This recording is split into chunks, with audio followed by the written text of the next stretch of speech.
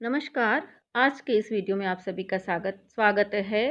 पिछले जो 2 व्याख्यान थे, वीडियोज़ थे, उसमें हमने रामा और रामौ दोनों पदों की सिद्धि को हमने पढ़ा है और उससे संबंधित सूत्रों का अध्ययन किया है। साथ ही रामाः प्रथमा बहुवचन का जो रूप है, इसको भी हमने प्रारंभ कर दिया था। वही प्रक्रिया में जो रामः शब्द की मैंने बताई है, उसी को अपनाना है। रामाः बहुत से राम प्रथमा बहुवचन का रूप है। रमन्ते योगिनो अस्मिन् इस अर्थ में हलश्च सूत्र द्वारा रम धातु से घय प्रत्यय लगाने पर राम शब्द बनता है। कृत तद्धित समासाश्च के द्वारा इसकी प्रातिपदिक संज्ञा और स्वौजस समोट सूत्र द्वारा राम से परे सुआदि किस प्रत्ययों की प्राप्ति होती है और तत्पश्चात चूंकि यह बहुवचन का रूप है तो बहुषु बहुवचनम सूत्र द्वारा बहुवचन का प्रत्यय प्रथमा विभक्ति की विवक्षा में प्रथमा बहुवचन का प्रत्यय जस लगाने पर, और ये हम लगा रहे हैं बहुषु बहुवचनम सूत्र के द्वारा, तो बहुषु बहुवचनम सूत्र के द्वारा प्रथमा बहुवचन की विवक्षा में, या हम कहेंगे बहुत्व की विवक्षा में, प्रथमा बहुवचन का जस प्रत्यय लगाने पर राम राम राम प्लस जस रूप बनता है। तब सरूपाणा में एक शेष एक विभक्तौ सूत्र द्वारा 2 राम शब्दों का लोप हो जाता है और राम प्लस जस रूप रहता है। उसके बाद चुटु सूत्र के द्वारा जस प्रत्यय के आदि जकार की अर्थात ज की इत संज्ञा होती है और तस्य लोपस से उस जकार का, हलंत ज को हम जकार बोलते हैं, तो उस जकार का लोप होकर राम प्लस अस स्थिति रहती है।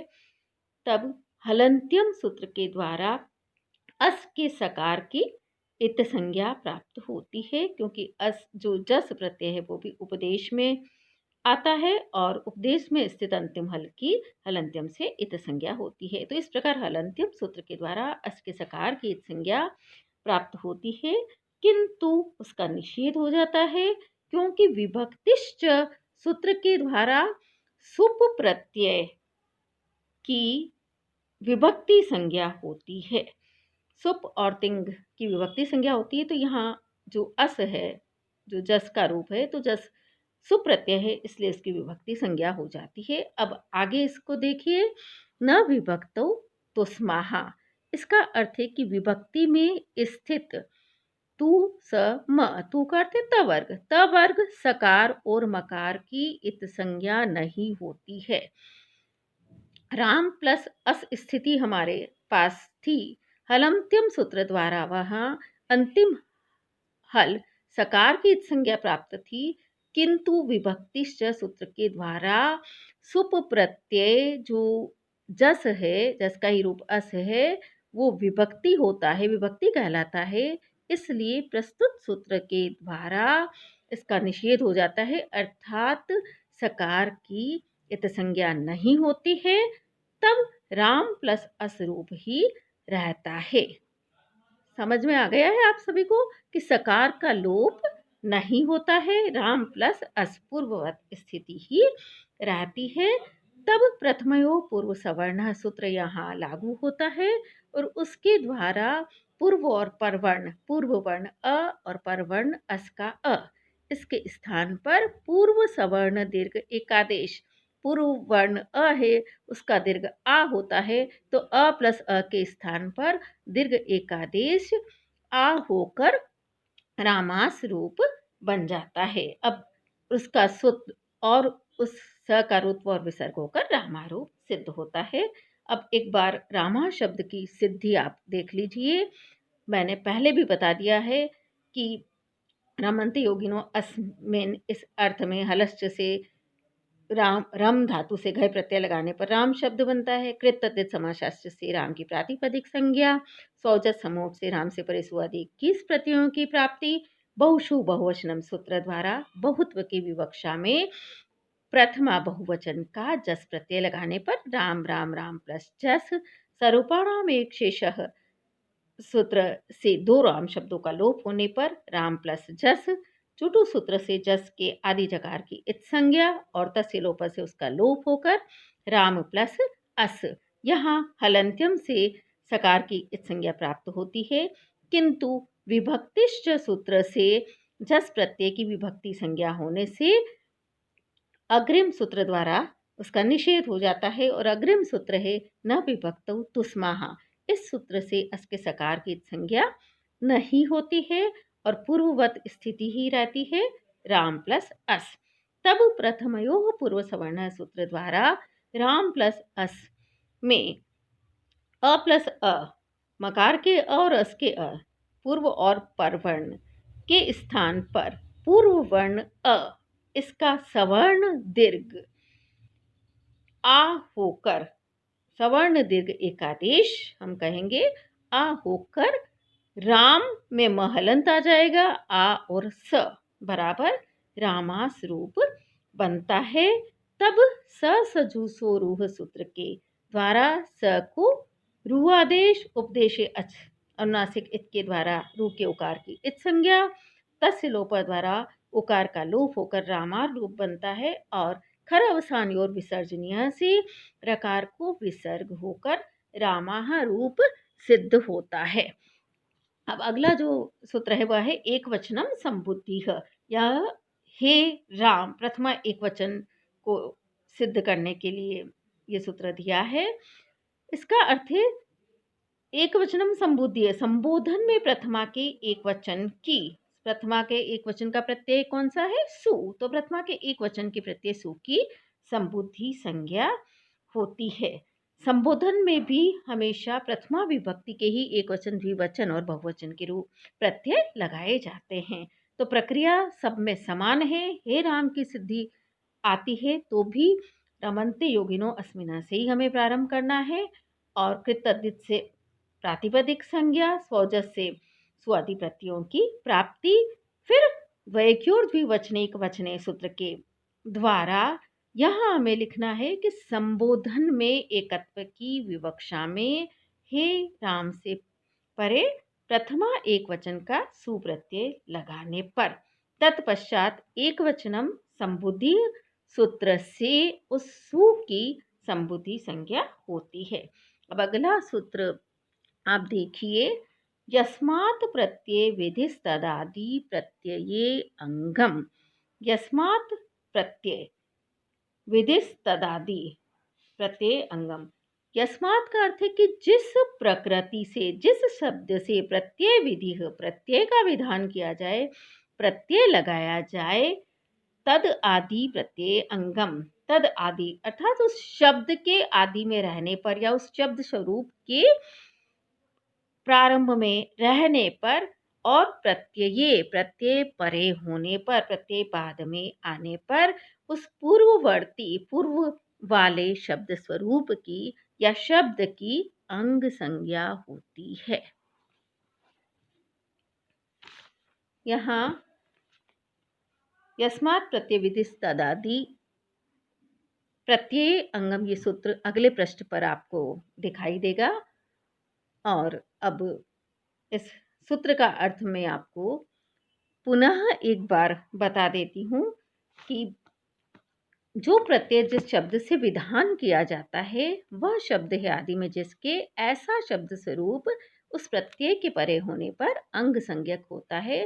सीधा सा भाव यह है कि जिस शब्द से या जिस प्रकृति से प्रत्यय लगाया जाता है, प्रत्यय परे रहते उस प्रकृति या प्रकृति में जो भी हमने शब्द लगाया है उस पूर्ववर्ती शब्द की अंग संज्ञा होती है। जैसे हे राम प्लस सु में प्रकृति हे राम है, क्योंकि हे राम से ही हमने सु प्रत्यय लगाया है, तो राम शब्द पहले आया है और राम शब्द से ही सु प्रत्यय लगाया गया है, बीच में अन्य कोई प्रत्यय नहीं है, इसलिए सुप्रत्यय परे रहते प्रस्तुत सूत्र के द्वारा राम की अंग संज्ञा होती है। अब अगला सूत्र देखिए, एंग रसवात संबुद्धेह। इस सूत्र का अर्थ है कि एंग, एंगंत, एंगंत मतलब एंग प्रत्याहार जिसके अंत में हो, ए औंग, एंग प्रत्याहार में ए और ओ ये दो वर्ण आते हैं, तो एंगंत तथा रसवात, रसवांत, जो रसवांत हो, ऐसा अंग जिसके अंत में रस्व स्वर आया हो, उस अंग से परे संबुद्धि के हल्का, हल्का अर्थ व्यंजन, संबुद्धि के व्यंजन का, संबुद्धि के हल्का लोप होता है। जैसे हे राम प्लस सु, जो अब तक मैंने जो विवेचन किया है इसमें हे राम प्लस सु प्रत्यय लगाया है और हे राम संबोधन के रूप को हम यहाँ सिद्ध कर रहे हैं। तो हे राम प्लस स ब्रैकेट में आप लिख सकते हैं सु में राम रसवांत है, क्योंकि राम के म में रस्व स्वर अ आया है। साथ ही राम अंग भी है, यस्मात् प्रत्यय विधि तदादि प्रत्यय अंगम, इस सूत्र के द्वारा उसकी अंग संज्ञा हो चुकी है, क्योंकि हे राम प्लस स में स प्रत्यय पर रहते इस पूर्ववर्ती राम शब्द की अंग संज्ञा हुई। तो राम रसवांत भी है, अंग भी है, इसलिए इस रसवांत अंग राम से परे जो स आया है वो संबुद्धि का हल है। संबुद्धि का हल इसलिए है क्योंकि संबोधन एक वचन हे राम की हम सिद्धि कर रहे हैं और संबोधन की विवक्षा में ही हमने हे राम के बाद जो सु प्रत्यय आया है उसकी एक वचनम संबुद्धि से संबुद्धि संज्ञा की है। तो इसलिए रसवांत अंग राम से परे संबुद्धि का हल सकार यहाँ अवस्थित है और इस सूत्र के द्वारा उस सकार का यहाँ लोप हो जाता है। इस प्रकार हे राम रूप सिद्ध होता है। अब हे राम की आप सिद्धि समझ लीजिए। सर्वप्रथम वही प्रक्रिया हमें अपनानी है। रमन्ते योगिनो अस्मिन् इस अर्थ में हलस्य सूत्र द्वारा रम धातु से गए प्रत्यय लगाने पर राम शब्द बनता है। कृत तद्धित समासशास्त्र से राम की प्रातिपदिक संज्ञा, स्वौजस समोट सूत्र से राम से परिसुआदि 21 प्रत्ययों की प्राप्ति और द्वयेकी और द्विवचनिक वचने सूत्र से संबोधन की विवक्षा में प्रथमा एक वचन का सुप्रत्यय लगाने पर हे राम प्लस सुरूप बनता है। तब एक वचनम संबुद्धि से सु की संबुद्धि संज्ञा, यस्मात् प्रत्यय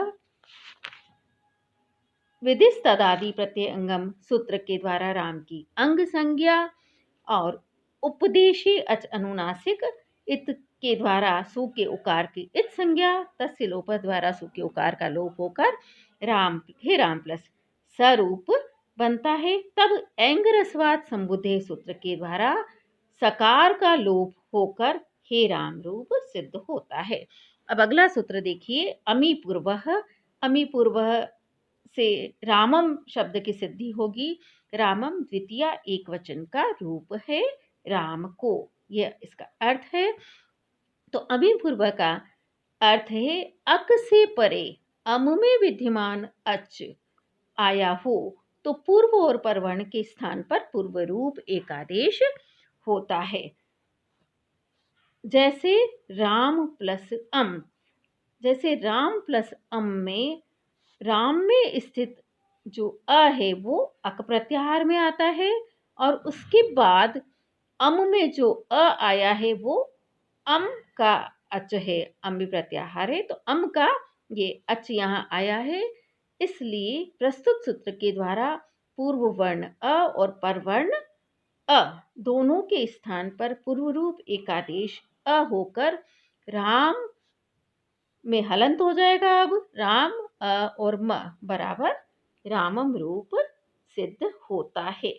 यह राम प्लस अ में प्रथमयो पूर्व सवर्ण द्वारा पूर्व सवर्ण दीर्घ एकादेश भी प्राप्त था, क्योंकि अम द्वितीय विभक्ति का प्रत्यय है और प्रथमयो पूर्व सवर्ण कहता है कि अक से परे प्रथमा या द्वितीय का अच हो। तो इस प्रकार से यहाँ पूर्व सवर्ण दीर्घ एकादेश भी प्राप्त हो रहा था, किंतु प्रस्तुत सूत्र के द्वारा पूर्व सवर्ण दीर्घ का यहाँ बाध हो जाता है और इस सूत्र के द्वारा पूर्व रूप एकादेश होकर राम प्लस अमरूप बनता है। इसकी सिद्धि भी पूर्ववत है।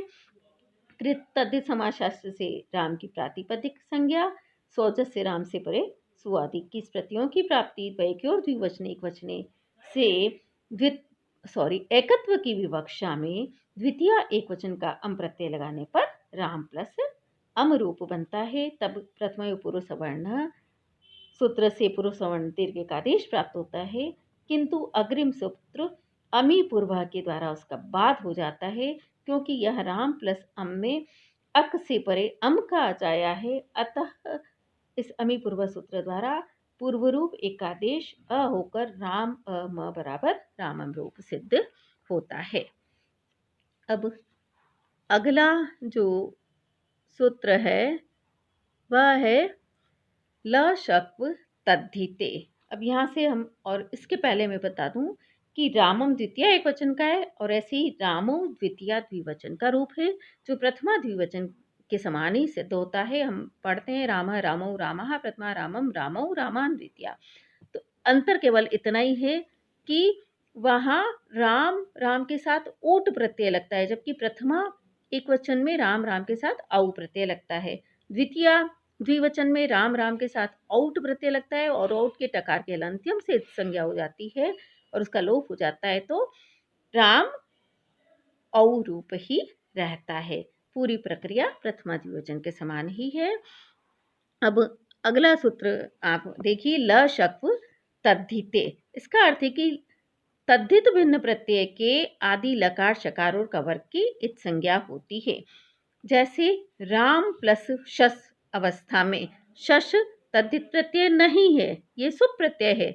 अतः इसके आदि शकार की प्रस्तुत सूत्र द्वारा इत संज्ञा हो जाती है और उस इत संज्ञक शकार का तस्य लोप के द्वारा लोप हो जाता है। तब राम प्लस अस रूप रहता है और इस स्थिति में यह प्रथमयो पुरुष सवर्ण से राम के अ और बाद वाले अ दोनों के स्थान पर पूर्व सवर्ण दीर्घ एकादेश आ होकर रामास रूप बनता है। अब अग्रिम सूत्र देखिए, तस्मात् छसो नह पुंसी। इसका अर्थ यह है कि पूर्व सवर्ण दीर्घ से परे शस के शकार को नकार आदेश होता है पुल्लिंग में। पुल्लिंग में यह सूत्र लागू होता है। जैसे रामास में पूर्व सवर्ण दीर्घ रामास के म के बाद में आने वाला आ है और उससे परे जो स आया है रामास में, आ के बाद स लिखा हुआ है, तो जो स आया वो शस का सकार है। तो इस सूत्र के द्वारा उस सकार को नकार होकर रामान रूप बन जाता है। तो आज बस इतना ही। रामान जो द्वितीय बहुवचन का रूप है उसके दो सूत्रों का हमने यहाँ अध्ययन किया है। आगे इसकी प्रक्रिया को मैं विस्तार से समझाऊंगी। बहुत बहुत धन्यवाद।